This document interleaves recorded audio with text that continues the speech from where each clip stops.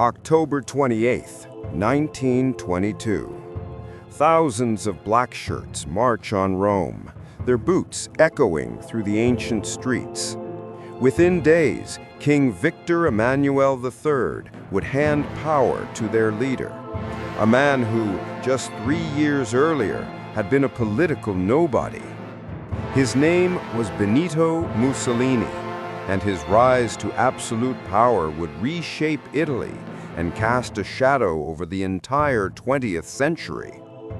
But how did a blacksmith's son from the poorest region of Italy become Il Duce, the leader? How did a former socialist revolutionary transform into fascism's founding father? This is not simply the story of one man's ambition. It is the story of a nation in crisis, of social upheaval, economic collapse, and the dangerous intersection of violence and politics. Benito Amilcare Andrea Mussolini was born on July 29, 1883, in the small village of Predappio in the Romagna region of northeastern Italy. His father, Alessandro, was a blacksmith and an ardent socialist. His mother, Rosa, a devout Catholic school teacher. From the beginning, Benito lived between two worlds, the revolutionary fervor of his father and the disciplined piety of his mother. Alessandro named his son after Benito Juarez, the Mexican revolutionary, and gave him middle names honoring socialist heroes, Amilcare Cipriani and Andrea Costa. The message was clear. This child was destined for political struggle. Young Benito absorbed his father's radical politics like a sponge. At night, while other children slept, he listened to his father host meetings of socialists, anarchists, and Republicans in their modest home. These men spoke of class warfare, of toppling kings and capitalists, of creating a workers' paradise through revolution. But the Mussolini household knew poverty intimately. They lived in 2 cramped rooms above Alessandro's blacksmith shop. Benito shared a bedroom with his parents and siblings, sleeping on a straw mattress. He saw his mother work herself to exhaustion, trying to supplement his father's meager and inconsistent income. The young Mussolini learned early that words about revolution were easy. Escaping poverty was not. Mussolini's education was turbulent. Sent to a boarding school run by Catholic monks, the aggressive, combative boy clashed constantly with authority. At age 11, he stabbed a fellow student with a penknife during an argument. He was expelled. At his next school, he stabbed another student. The pattern was set. Violence was always close to the surface. Yet beneath the brutality, there was intelligence. Mussolini devoured books voraciously. He read Nietzsche and absorbed the philosopher's contempt for Christianity and celebration of the Superman who stands above conventional morality. He studied Georges Sorel, who argued that violence was not just a political tool, but a purifying force that could regenerate society. He read Machiavelli and learned that power was its own justification. By age 18, Mussolini had qualified as a school teacher, but teaching bored him. In 1902, he fled to Switzerland to avoid military service, arriving with just 9 lire in his pocket.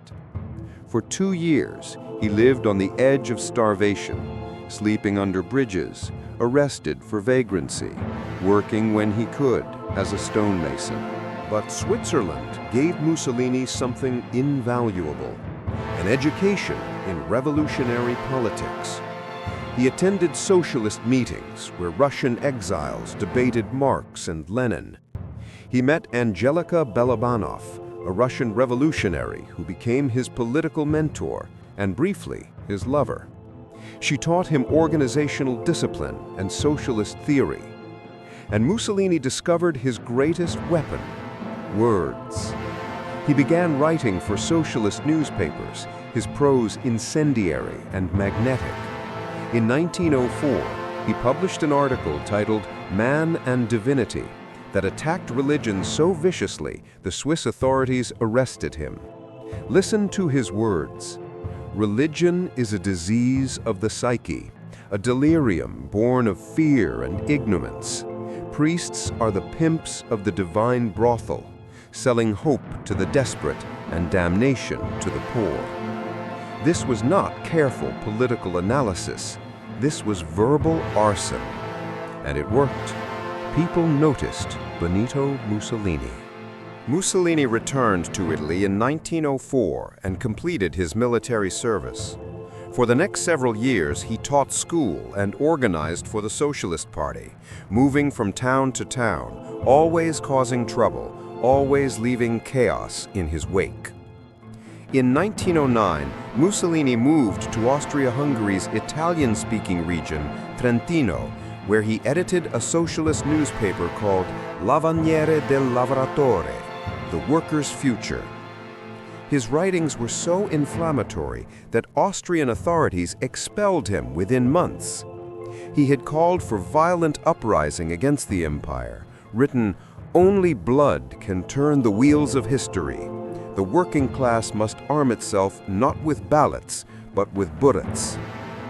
Back in Italy, Mussolini became editor of La Lotta di Classe, the class struggle, in the industrial city of Forlì. His editorial style was sensational and brutal. He attacked the Catholic Church relentlessly, calling it the cancer of Italian society. He praised violence and mocked those who sought reform through democratic means. In 1911, Italy invaded Libya, seeking colonial glory. The Socialist Party opposed the war, but opposition was divided and ineffective. Not Mussolini's. He organized violent anti-war demonstrations and was arrested and imprisoned for 5 months. In prison, he became a socialist martyr, writing feverishly, refining his ideology. Upon his release in 1912, Mussolini attended the Socialist Party Congress in Reggio Emilia. There, the 29-year-old nobody delivered a speech so electrifying that it transformed Italian socialism. He attacked the party's moderate leadership with such ferocity that delegates roared their approval. He called for their expulsion, for revolutionary purification, for total war against the bourgeois state. The moderates were expelled. Mussolini was catapulted into the party's leadership, and most importantly, he was named editor of Avanti, Forward, the Socialist Party's national newspaper. Under Mussolini's editorship, Avanti became Italy's most widely read radical newspaper. Circulation quadrupled. Mussolini wrote with savage clarity, attacking everyone: the monarchy, the church, liberals, moderate socialists, capitalists. He wrote, "We socialists are the gravediggers of decrepit capitalism.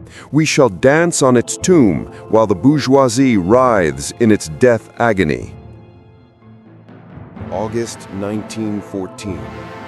The assassination of an Austrian archduke in Sarajevo triggered a chain reaction that engulfed Europe in the Great War.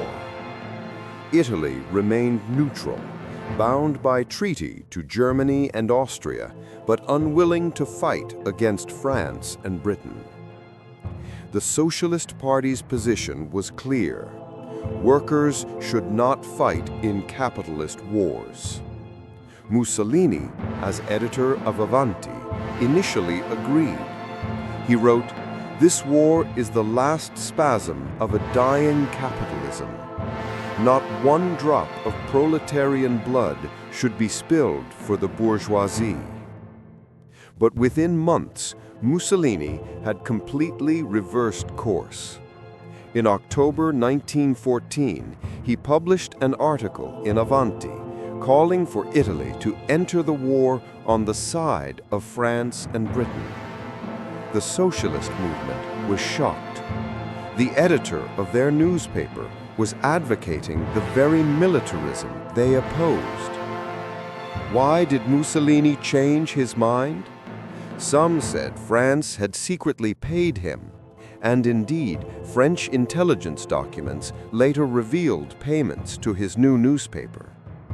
Others believed Mussolini saw the war as a revolutionary opportunity, a chance to shatter the old order. Still others suspected he simply recognized which way the wind was blowing and wanted to ride the wave. Whatever his motivations, the Socialist Party expelled Mussolini immediately. On November 24, 1914, he was summoned before a party tribunal. The man who had expelled so many others now faced expulsion himself. Mussolini was defiant. He shouted at his former comrades, "You think you can get rid of me? You will follow me whether you want to or not." As he left the chamber, he reportedly said to a friend, "I will become more reactionary than the reactionaries." It was not an idle threat. Days later, on November 15, 1914, Mussolini published the first issue of his new newspaper, Il Popolo d'Italia, the People of Italy. The masthead bore a quote from Napoleon, "Revolution is an idea which has found bayonets." In his inaugural editorial, Mussolini wrote, "I have been a socialist for 10 years. I believed in the international brotherhood of workers, but brotherhood does not exist between men who are men and men who are sheep. War is the ultimate test. It separates the strong from the weak, the vital from the decadent. Italy must fight not for capitalist interests, but for its own destiny, its own greatness." This was a complete break with socialism, though Mussolini did not yet realize it. He had replaced class struggle with national struggle, international solidarity with patriotic fervor, economic determinism with the worship of violence and will. Mussolini enlisted in the army and served until 1917, when he was severely wounded during grenade training. 44 pieces of shrapnel embedded in his body. He spent months in agonizing recovery, his hospital room a constant salon of visiting admirers. The wounded warrior journalist became a symbol of patriotic sacrifice. Italy emerged from the Great War victorious but shattered. Over 600,000 Italian soldiers had died. Another million were wounded. The economy was in ruins, the currency collapsing, unemployment soaring. Soldiers returned home to find no jobs, no land, no gratitude. Worse, at the Paris Peace Conference in 1919, Italy's allies, Britain and France, denied Italy the territorial gains it had been promised. Nationalists were outraged. The poet and war hero, Gabriele D'Annunzio, called it a mutilated victory. The sentiment swept the nation. Italy had won the war, but lost the peace. Into this powder keg fell the spark of revolutionary fervor. Inspired by the Bolshevik Revolution in Russia, Italian workers launched massive strikes. In 1919 and 1920, workers occupied factories across northern Italy, raising red flags and declaring Soviets. Peasants seized land from wealthy estates. The government seemed paralyzed, unable or unwilling to restore order.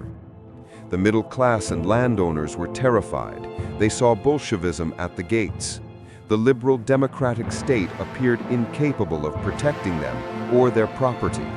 They began looking for a savior. Mussolini sensed the moment had arrived.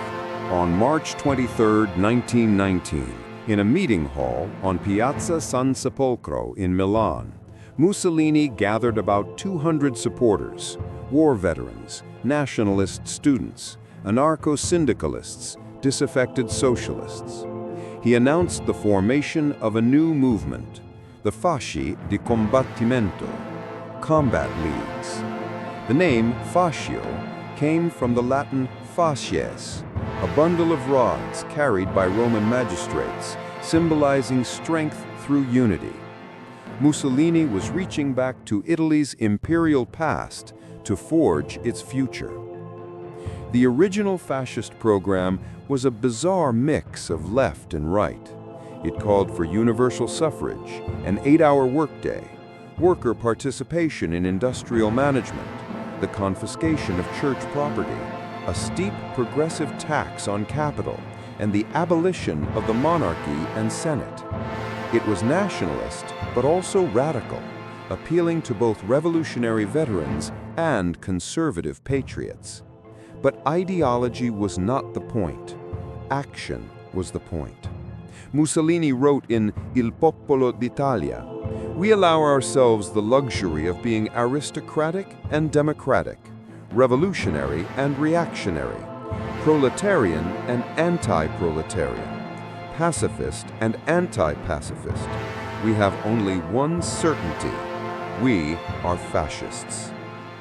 The early fascists were squadristi, squads of black-shirted thugs who attacked socialist meetings, burned down labor union offices, and beat up left-wing politicians. They operated with increasing impunity as police and military authorities looked the other way, secretly relieved that someone was fighting the Bolshevik threat. The violence escalated dramatically in 1920 and 1921. Fascist squads, often led by war veterans and funded by landowners and industrialists, launched systematic attacks on socialist strongholds. They force-fed castor oil to their enemies, a humiliating and agonizing torture. They burned down the offices of Avanti, Mussolini's former newspaper. They murdered socialist and Catholic trade union leaders. The Italian state did nothing. In some cases, army trucks transported the fascist squads to their targets. Police often arrested the victims, not the perpetrators. The judicial system rarely prosecuted fascist violence. Why? Because Italy's elite, landowners, industrialists, military officers, even some liberal politicians, saw the fascists as the only force capable of stopping the socialist revolution. The squadristi were shock troops in a class war, and the ruling class was willing to embrace violence to preserve its power and property. Mussolini brilliantly positioned himself as the respectable face of this violence. In Il Popolo d'Italia, he alternated between inciting the squads and claiming to moderate their excesses. He was simultaneously the revolutionary and the statesman, the arsonist and the firefighter. By 1922, Italy was on the brink. The government had collapsed into ineffectual bickering. The economy was in free fall. Political violence was endemic. Socialist and Catholic parties were paralyzed by internal divisions. Mussolini made his move. In October 1922, he ordered his black shirts to prepare for a march on Rome. Tens of thousands of fascists would converge on the capital and seize power by force if necessary. It was an enormous gamble. The Italian army could have easily crushed the march. The fascists were poorly armed and disorganized. But Mussolini was betting that the government would not resist, that the king would choose fascism over chaos. He was right. On October 28, 1922, as black shirts began gathering outside Rome, Prime Minister Luigi Facta asked King Victor Emmanuel III to declare martial law and order the army to stop the fascists. The king refused. He feared civil war and perhaps secretly believed that Mussolini could restore order where democracy had failed. Instead, on October 29th, the king invited Mussolini to Rome to form a government. Mussolini, who had been waiting in Milan, took the night train to Rome. According to legend, when he arrived, he told the king, "I come from the battlefield, though it was not necessary to shed blood." At age 39, Benito Mussolini became Prime Minister of Italy. He had not won a civil war or a revolution. He had won a game of nerve, convincing Italy's elite that fascist dictatorship was preferable to democratic chaos. In the years that followed, Mussolini would systematically dismantle Italian democracy, establishing the world's first fascist dictatorship. But his rise to power was not inevitable. It was the product of specific conditions: the trauma of war, economic collapse, fear of Bolshevism, the weakness of liberal institutions, and the complicity of Italy's traditional elite who believed they could control the man they had elevated. Mussolini understood that in times of crisis, people do not want complexity, they want certainty. They do not want debate, they want action. They do not want to be challenged, they want to be led. He gave them simple answers to complex problems. The socialists and foreigners were to blame. He promised order through violence, greatness through conquest, unity through submission to a single will. The blacksmith's son from Predoppio had learned to forge something more powerful than iron. He had learned to forge the collective fear and frustration of a nation into the weapon of his own ambition. This is how Mussolini came to power, not through genius, but through ruthlessness, not through vision, but through opportunism, not through the ballot, but through the bludgeon. It is a lesson history would be forced to learn again and again. Democracy dies not with a bang, but with the silent acquiescence of those too frightened or too cynical to defend it.